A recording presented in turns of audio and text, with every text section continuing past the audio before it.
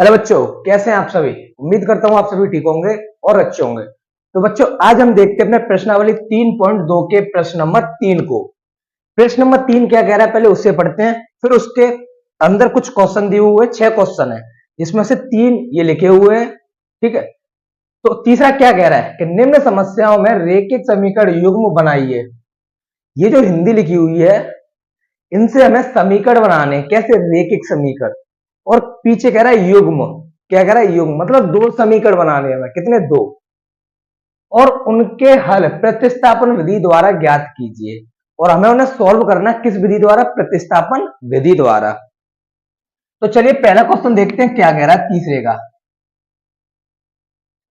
ये कह रहा है कि दो संख्याओं का अंतर 26 है। दो संख्याएं हैं, उनका अंतर 26 है। ठीक है, और एक संख्या दूसरी संख्या की 3 गुनी है। तो संख्याएं बताइए, उन्हें ज्ञात कीजिए। तो दो संख्याएं हैं, एक पहली और एक दूसरी। तो मैं क्या करता हूं, माना माना पहली संख्या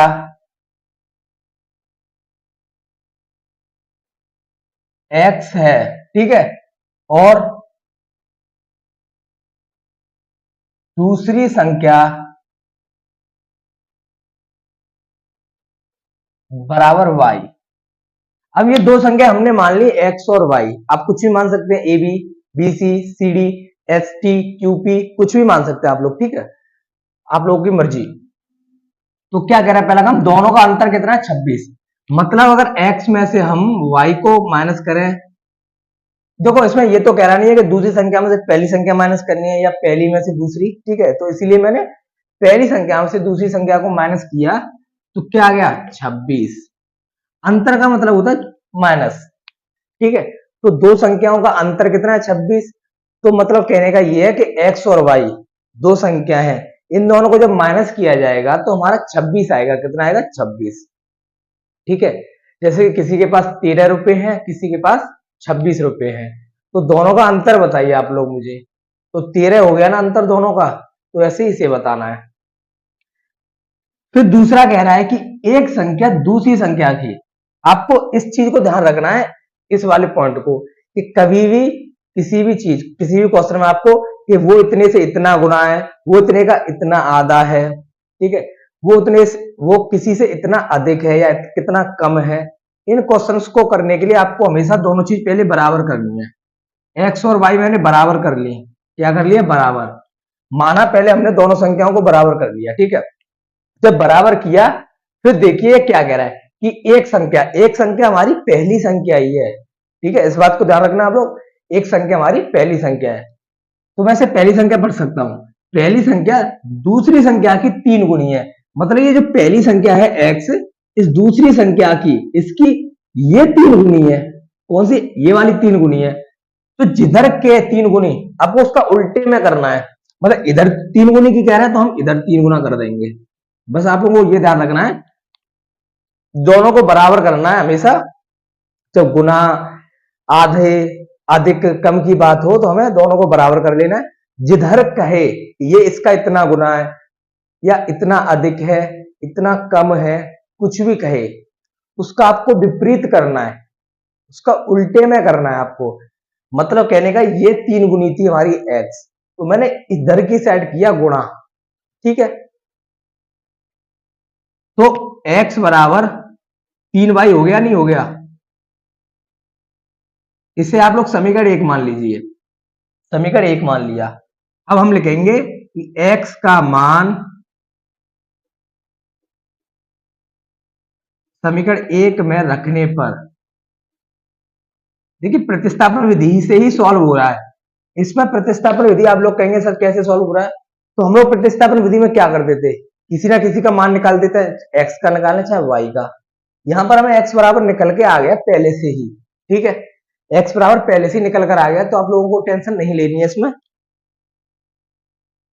तो समीकरण 1 है x माइनस के y बराबर 26। x की वैल्यू क्या है? 3y माइनस के y बराबर 26। 3y में से 1y गया तो कितना बचा? 2y बराबर 26। y बराबर 26 बट्टा 2। दो भाग में आ जाएगा ना, क्योंकि गुणा में y के साथ, दो एकम दो, दो 13 या 26, तो y बराबर आ गया 13। y बराबर 13 आ गया हमारा, कितना आ गया 13। अब y 13 आया है तो हम क्या निकालेंगे, x। x कहां से निकालेंगे, जहां से हमें x की वैल्यू फाइंड की थी, यहां पर। भाई x बराबर हम लोगों ने क्या किया था, 3y। तो x बराबर 3 इंटू वाई कितना आ गया 13, तो 13 तिया 39। तो ये दो संख्याएं आ गई, आप लोग देख सकते हैं कि हमने जो पहली संख्या मानी थी, पहली संख्या बराबर x तो मानी थी ना, और x आ गया हमारा 39। और दूसरी संख्या क्या मानी हम लोगों ने, y, और y कितना आया था हम लोगों का 13। 13। तो अब आप लोग अपनी जांच भी कर सकते हैं इससे कि हमने ये आंसर सही निकाला या गलत। ठीक है, तो हमारा पहला समीकरण क्या बना था, या फिर आप लोग ऐसे भी देख सकते हैं, ये क्या कह रहा था, दो संख्याएं हैं, हमने क्या मानी थी, x और y। तो x 39 और y 13। अब हम x और y नहीं कहेंगे, 39 और 13 कहेंगे। उनका अंतर कितना है, 26। क्या 39 और 13 का अंतर 26 नहीं है, 39 में से 13 को घटाऊंगा 26 नहीं आएगा। भाई 39 में से 13 को जब मैं माइनस करूंगा तो 26 आएगा, मतलब सही कह रहा है, पहली बात सही। दूसरा कह रहा है कि एक संख्या दूसरी संख्या की 3 गुनी है। ये जो संख्या आती क्या है, इस संख्या की 3 गुनी है। भाई पहली संख्या दूसरी संख्या की 3 गुनी है, 13 का 3 गुना कितना होता है 39, 13 का 3 गुना 39। तो ये था हमारी जांच करने का तरीका। हर क्वेश्चन की जांच कर सकते हैं इस प्रकार के क्वेश्चन में आप लोग। ठीक है, तो उम्मीद करता हूं ये आप लोगों को समझ आया होगा। अब चलते हम इस दूसरे की तरफ, आप लोग कीजिए से नोट। चलिए बच्चों, तो अब हम देखते हैं तीसरे का दूसरा क्या कह रहा है। ये कह रहा है कि दो संपूरक कोणों में, संपूरक कोण और एक होता कोटिपूरक कोण या पूरक कोण। ध्यान से समझना, यहां बताता हूं मैं। एक होता संपूरक कोण, एक होता कोटिपूरक, कोटिपूरक कोण, या ऐसे हम पूरक कोण भी कह देते हैं। ठीक है, पूरक कोण। ठीक है, ये इतना नीचे दिख रहा है आप लोगों को। ठीक है, पूरक कोण क्या होता है पहले से समझना है। पूरक कोण वो होता है कि ऐसे दो कोण, ऐसे दो कोण जिनका योग 90 अंश हो। मतलब आप कोई भी दो कोण ले लीजिए, पहला थीटा ले लिया और दूसरा अल्फा ले लिया। क्या ले लिया, अल्फा।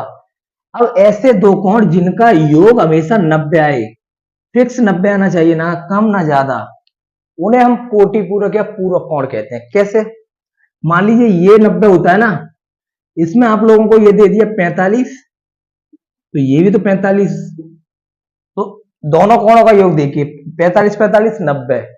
या फिर आप लोग ये भी देखिए, ये दे दिया हम लोगों को 30 अंश, कितना 30 अंश, तो ये कितना होगा 60। तो 30 और 60 90 हो गया, और आप लोग जानते हैं कि ये कोण हमारा 90 ही होता है। तो इस प्रकार के दो कोणों का योग 90 होता है। ऐसे ही इसमें भी हमारा दो कोणों का योग, ऐसे दो कोण जिनका योग 180 अंश हो। कितना, 180 अंश। मतलब कि दो कोण आप लोग को जोड़ेंगे तो 90 आया तो पूरक होगा, और 180 आया तो कोटिपूरक होगा। क्या होगा, कोटिपूरक। इस बात को ध्यान रखना आप लोग। अब बात चल रही है इसमें बड़े कोण और छोटे कोण की। किसकी, बड़े कोण और छोटे कोण। बड़ा कोण छोटे कोण से 18 अधिक है, तो हम जो मानेंगे इसमें बड़ा और छोटा ही मानेंगे। माना, माना बड़ा कोण x अंश है। ठीक है, बड़ा कोण बराबर x अंश मान लीजिए, बराबर लगा लीजिए, तथा छोटा कोण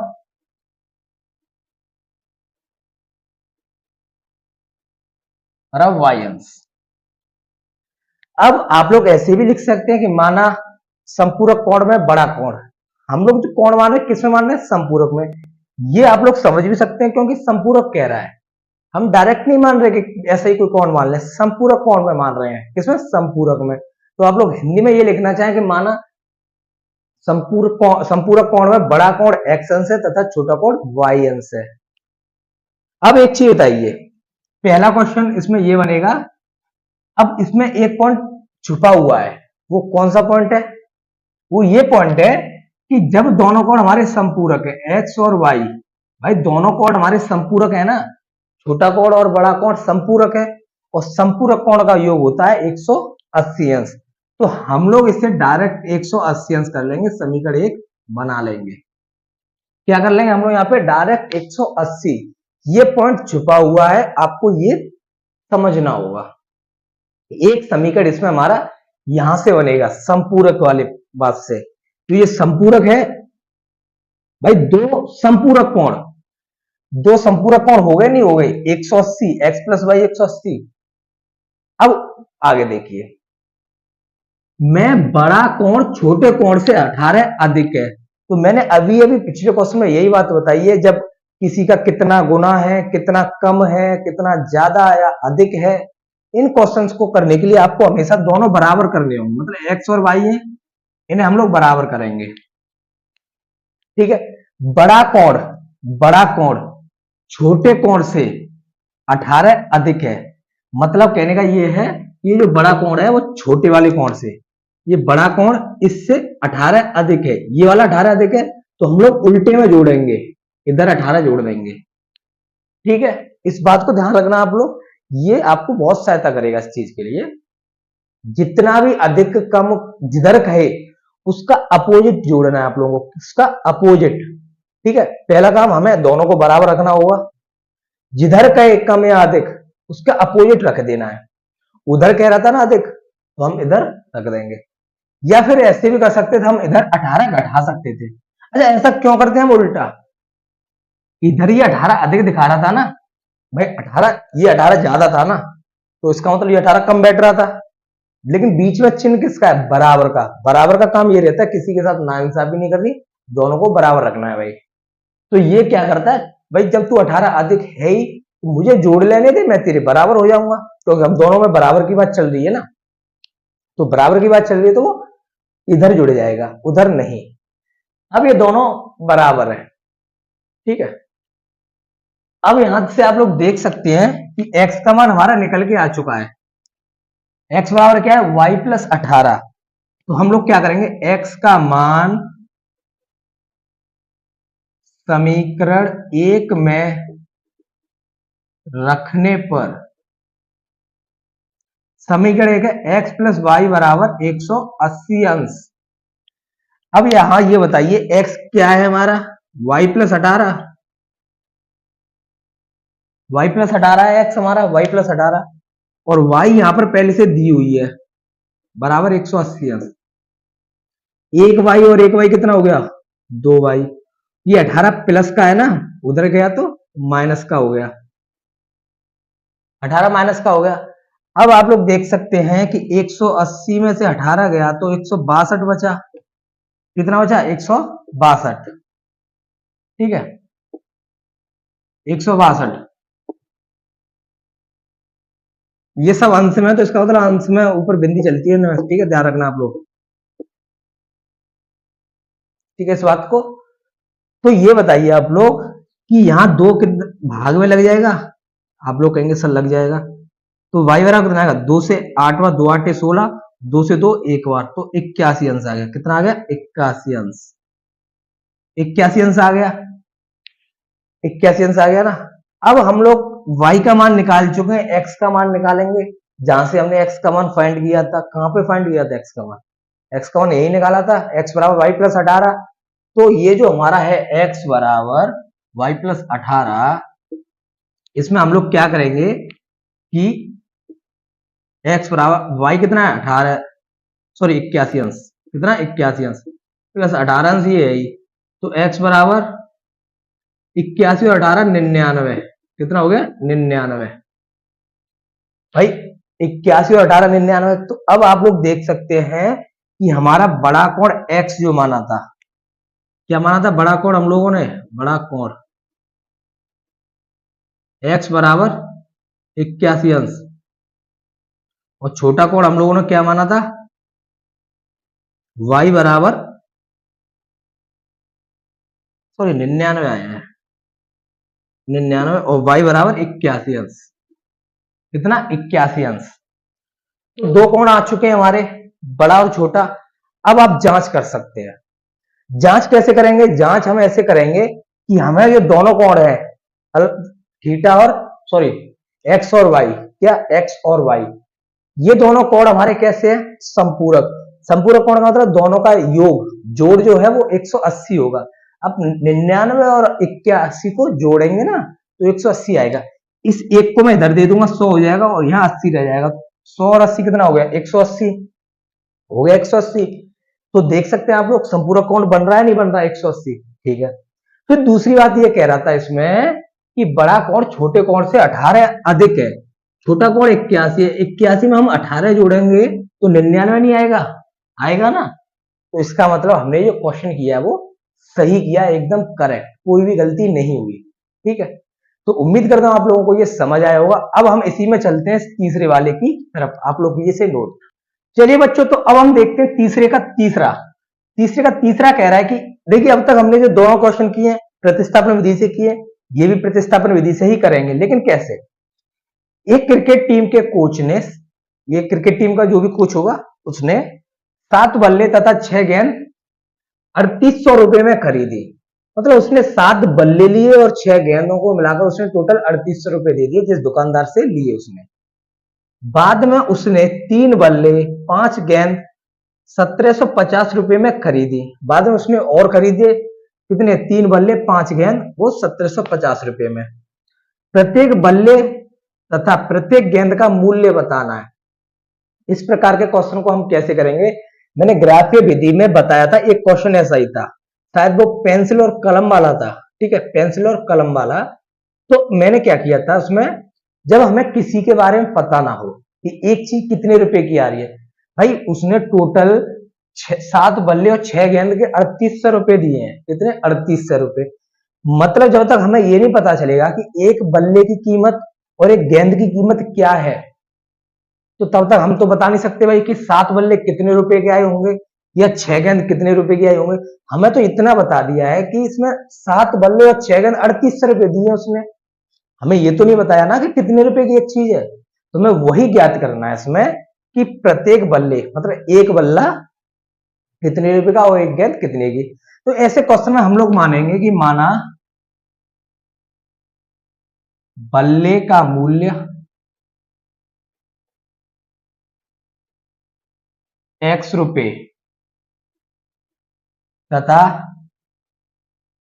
गेंद का मूल्य y रुपए।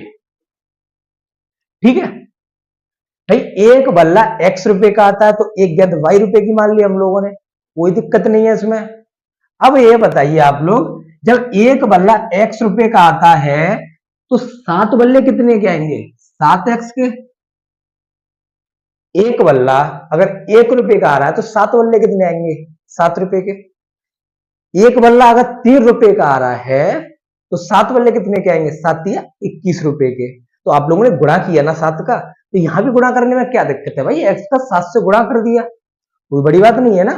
तो आप लोग डायरेक्ट बता सकते हैं कि ये मार्कर एक 25 रुपए का है। ठीक है, तो ऐसे 4 मार्कर कितने रुपए के आएंगे? आप 4 गुणा 25 करेंगे तभी तो बताएंगे 100 रुपए। तो जब एक बल्ला x रुपए का है तो 7 बल्ले 7x के हो गए। और एक गेंद अगर 6 रुपए की है, सॉरी एक गेंद अगर y रुपए की है तो 6 गेंद कितने की हो गई? 6y के। 6y की हो गई।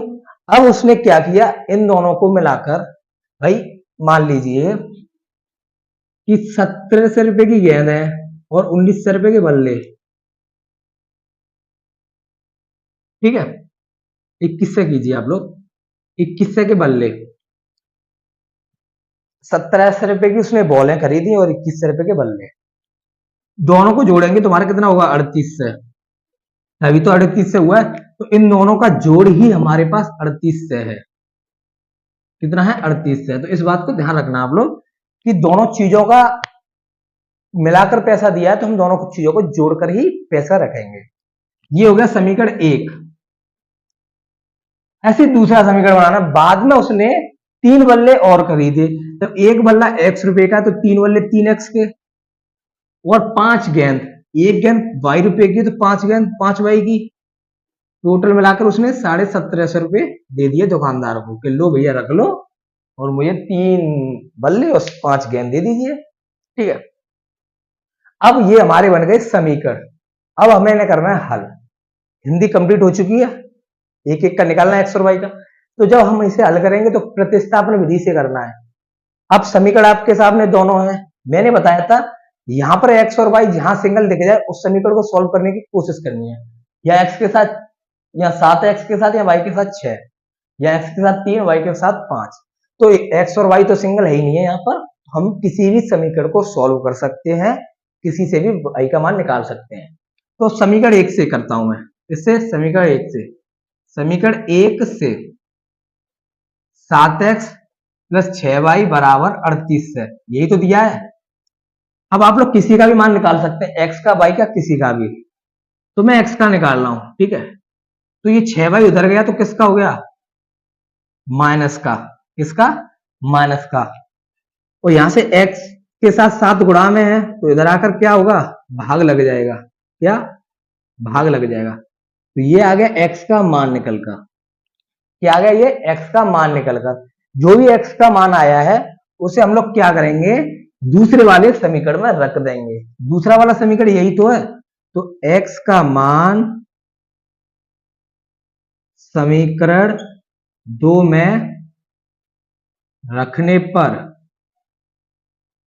अब समीकरण 2 क्या है, 3x प्लस का 5y बराबर 1750। यही तो समीकरण 2 है, समीकरण 2 यही है।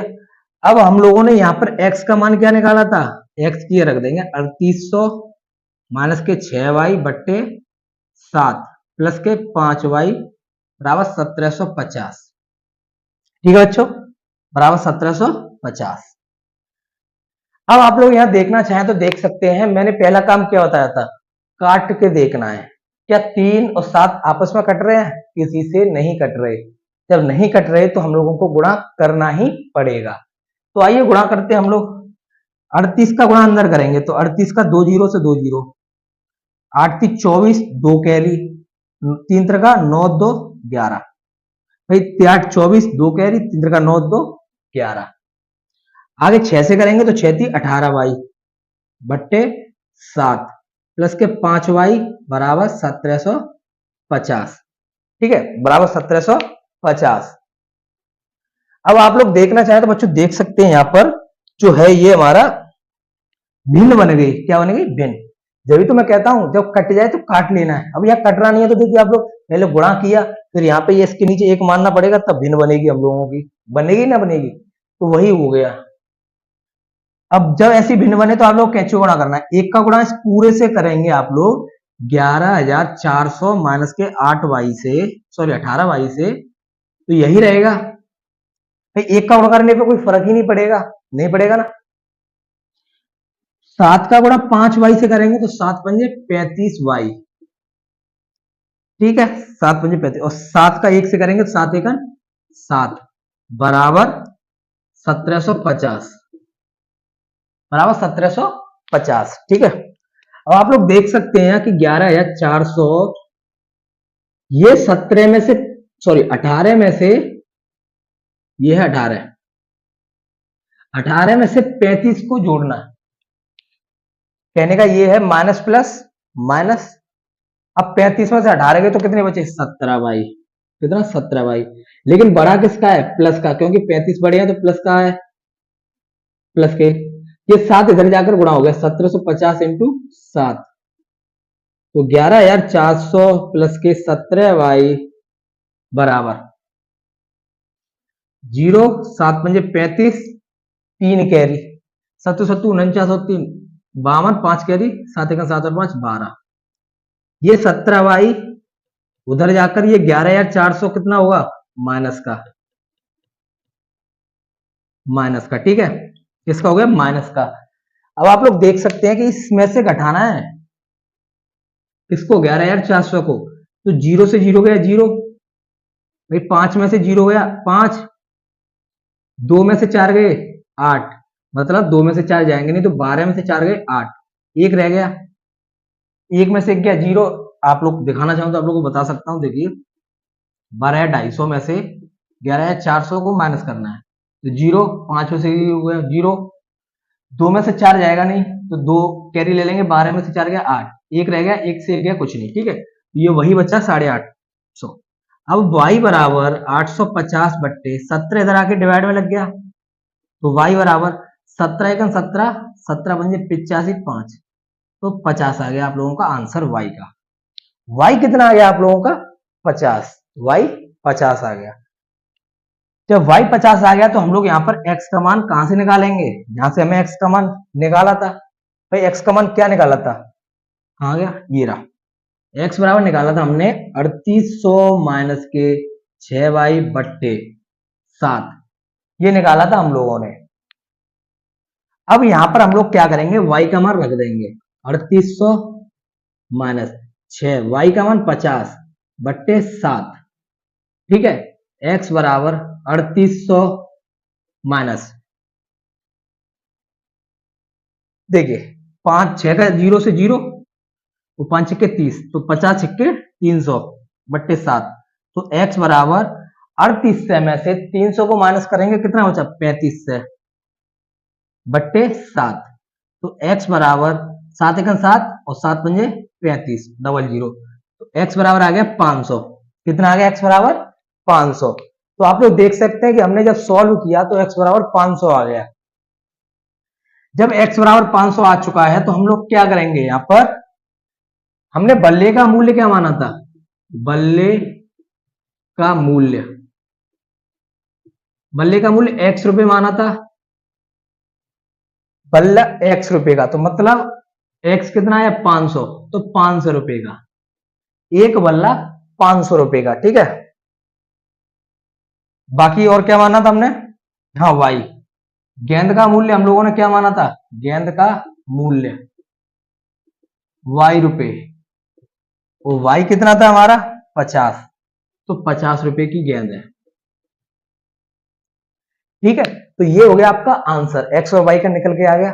अब आप जांच करना चाहें तो कर सकते हैं कि ये क्रिकेट के कोच ने 7 बल्ले खरीदे, कितने बल्ले खरीदे 7, एक बल्ला 500 रुपए का है, तो 7 बल्ले कितने के हो गए भाई, 500 रुपए का एक बल्ला, तो 7 बल्ले 3500 रुपए के, ठीक है, मतलब ये हमारे जो 7 बल्ले हैं वो कितने के हो गए 3500 के। अब 6 गेंद खरीदी उसने, भाई 7 बल्ले खरीदे, 7 में 6 गेंद, ये जो 6 गेंदे हैं आप लोगों की, एक गेंद 50 रुपए की है, एक गेंद 50 रुपए की, तो 6 गेंद कितनी होगी 50 50 50 50 6 बार, मतलब 300 रुपए की। अब आप देखिए दोनों को जोड़कर उसने 3800 रुपए दिए थे, कितने 3800, तो 3500 300 3800 नहीं आ रहे क्या, आ रहे हैं ना, तो मतलब हमने सही निकाला। आगे आप लोग देखना चाहें तो देख सकते हैं, 3 बल्ले, एक बल्ला 500 रुपए का है, तो 3 बल्ले कितने के हो गए 1500 के, और 5 गेंद है, एक गेंद कितने की है 50 रुपए की, तो 5 गेंद कितने की हो गई 250 की, क्या 1500 और 250 कितने हो गए 1750। तो आप लोग देखना चाहें तो देख सकते हैं, इस प्रकार जांच करके हमने आंसर मतलब एकदम करेक्ट निकाला, कोई भी गड़बड़ नहीं हुई। एक बार फिर से समझना चाहें तो आप देख सकते हैं कि हमें 7 बल्ले और 6 गेंद 3800 रुपए की थी, हमने एक बल्ले की कीमत x रुपए मान ली और एक गेंद की कीमत y रुपए, तो एक गेंद x रुपए की है तो 7 गेंद, सॉरी एक बल्ला x रुपए का है तो 7 बल्ले 7x के हो गए, गुणा कर दिया भाई, एक गेंद y रुपए की तो 6 गेंद 6y की, दोनों के 3800 रुपए। ऐसे ही 3 बल्ले खरीदे, एक बल्ले x रुपए का तो 3 बल्ले 3x के, एक गेंद 5 गेंद खरीदी, एक गेंद y की तो 5 गेंद 5y की, इसके 1750 रुपए दिए उसने। हमने समीकरण एक ले लिया, 6x plus 7x plus 6y बराबर 38 से, 6 को इधर लाया माइनस हो गया, यहां से 7 हटाऊंगा तो भाग लग गया। अब ये पहले समीकरण से निकाला तो मैंने दूसरे समीकरण में इसका मान रख दिया, जब रखा तो यहां पर कट रहा नहीं है ये, तो हमने गुणा कर दिया, 38 से दिया 114, मतलब 11 है 400 और 6 18 भाई। अब आप लोग देखना चाहें तो देख सकते हैं ये भिन्न बन गई हम लोगों की, ठीक है, भिन्न बनेगी, तो मैंने भिन्न को सॉल्व किया, एक नीचे मान लिया, कैंची का गुणा कर दिया, इसका इससे गुणा कर दिया, 11,400 और 18 बाई का एक से किया तो वही रह गया, लेकिन इस 5 का 7 से किया 35 बाई बट्टे 7 1750, ये 7 इतने गुणा में आ गया, 12,250, 12,250 रुपए। 18 में से 35 गई तो 17 भाई, प्लस के बड़े थे प्लस के बचे। 1150, 11,400 इधर आकर माइनस हो गया, 850 बचा। 12,250 में से 11,400 को माइनस करेंगे तो 850 बचा, और y के साथ 17 था, तो 17 ने 50 बार काट दिया। जब काट दिया तो हम लोगों ने x का मान यहां से तो निकाला था भाई, तो यहां पर y का मान रख दिया 50। 38 से में से 50 छिक्के 300 गए तो 35 से, 35 से को मैंने 7 से काट दिया, 500 आ गया। तो एक गेंद की कीमत 50 और एक बल्ले की कीमत 500 आ चुकी है। तो उम्मीद करता हूं आप लोगों को बच्चों ये समझ आया होगा। अब रह गए आपके 3 प्रश्न, इसी तीसरे वाले में 3 प्रश्न, उसे हम कल की क्लास में समाप्त कर देंगे, कल ही ये एक्सरसाइज आप लोगों की समाप्त हो जाएगी। आज के लिए इतना ही काफी। अगर अच्छा लगा वीडियो तो शेयर कीजिए, ठीक है। बाय बाय, ठीक है, जय हिंद बच्चों।